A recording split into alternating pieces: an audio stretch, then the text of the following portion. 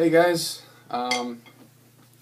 this is going to be the first of many of these type of videos. I just pretty much just want to document what we live by in rehearsal, with the things that we say to you, the things that we react to what you're doing, and just what we're getting you towards. Like we're not telling you exactly what it is. So I'm hoping in these videos I can just take a few moments and just really get a good definition of what we're looking for here. So I'm going to start with like very basic how to hold the stick. And I'm not talking like, alright, you're going to feel the stick right there and right there. It's less about that, and it's more about, how the stick feels in your hand.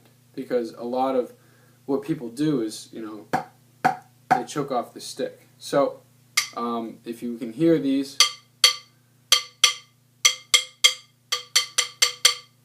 I got two different pitch sticks. I got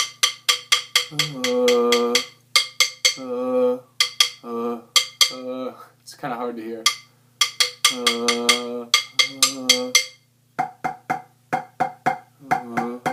So you can kind of hear it, but when I play how I used to, pretty much in high school, when I play with all of my fingers completely, like all of the meat on the stick, there's no space in there. Really, the stick doesn't, it can't ring. So all of that shock from the stroke goes up into your hand, and it doesn't feel right. So you can't really control the stick as much as you would be able to if you just like let it bounce and you let it go up. Because really what you want to do, you want to let the weight of your hand, not the actual muscles in your hand, absorb it. So what I'm going to do is I'm going to play 16th notes, and I'm going to play one bar of 16th notes with it with it tight. I'm going to call it tight and open. So it's just a tight grip, and then it's kind of a more open grip. And you're going to hear that pitch of the stick. So just kind of listen for it. I'm going to start with the closed one and then go open.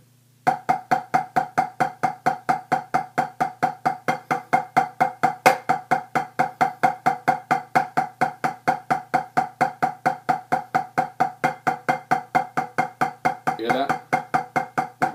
Close, 3, 4, open. And as I'm doing this, kind of watch how fluid the rebound is. 4, 1.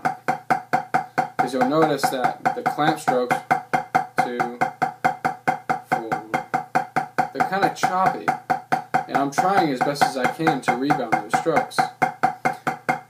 But you can tell just by watching the beat and how it flows, you can tell which ones I'm kind of letting go a little bit of the pressure in my hand. So, and the biggest question that probably comes up is, well, how do I hold on to the stick? How do I keep the stick when I'm going chop, chop, when I'm doing all this nasty stuff? How does the stick not fly out of your hand? Well, it's a tough answer, because the real answer is you just have to play more and figure out where you hold on to what types of phrases. But really, the more you turn your wrist, the less you're going to have to hold on with your fingers. See, if somebody does a lot of arm, there's one thing that's going to stop the stick from flying away, and that's your fingers. So if you're using a little bit less arm, more wrist, the stick has a less tendency to fly away.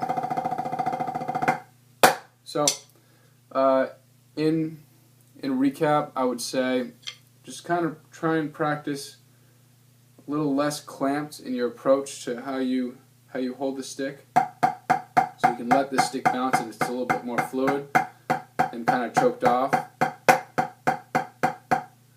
And I'm not doing that on purpose. It is naturally more fluid.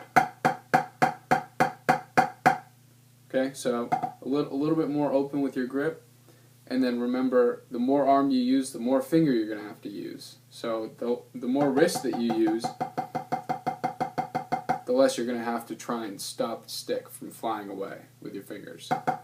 So that means the more facilities you have to actually play the stuff that you need to play. Okay? So, cool. Basics. So, keep playing, and I'll see you next time.